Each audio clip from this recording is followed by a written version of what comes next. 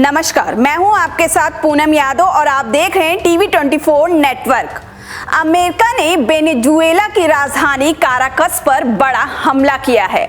इस हमले की जानकारी खुद अमेरिकी राष्ट्रपति डोनाल्ड ट्रंप ने दी है।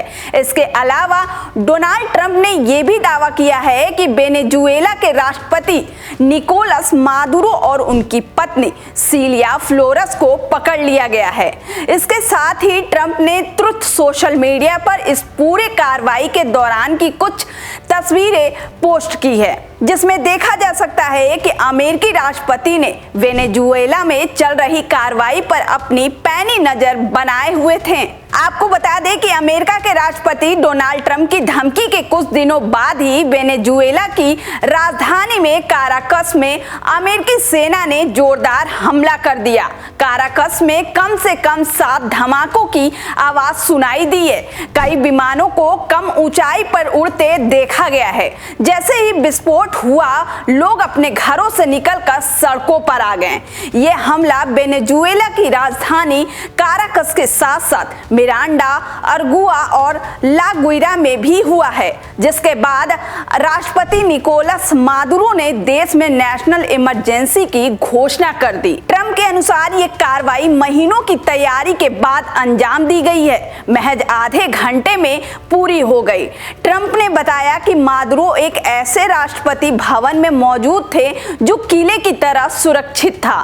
भवन के भीतर एक विशेष सेफ रूम भी था, जिसकी दीवारें मोटे स्टील की बनी हुई थी।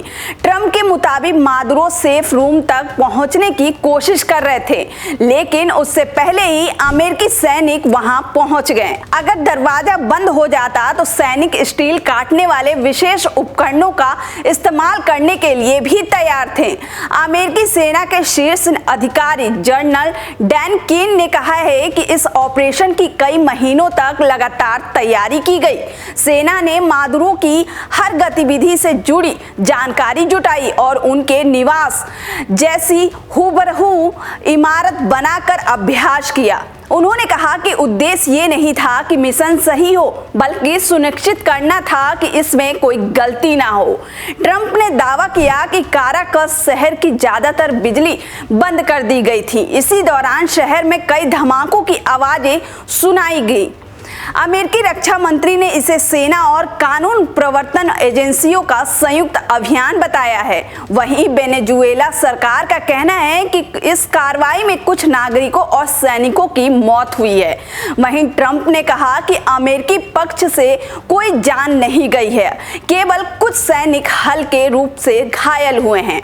मौसम भी इस ऑपरेशन में अहम कारक रहा है। ट्रंप के अनुसार खराब मौसम के कारण कार्रवाई को कई दिनों तक टालना पड़ा। जब मौसम थोड़ा साफ हुआ, तब हेलीकॉप्टर समुद्र की सतह के बेहद पास उड़ते हुए वेनेजुएला में दाखिल हुए और ऊपर से लड़ाकू विमान सुरक्षा दे रहे थे। गौरतलब है कि ये कार्रवाई अमेरिका और वेनेजुएला के बीच पहले से चल रहे तनाव में अब तक की सबसे बड़ी और सीधी सैन्य कार्रवाई मानी जा रही है।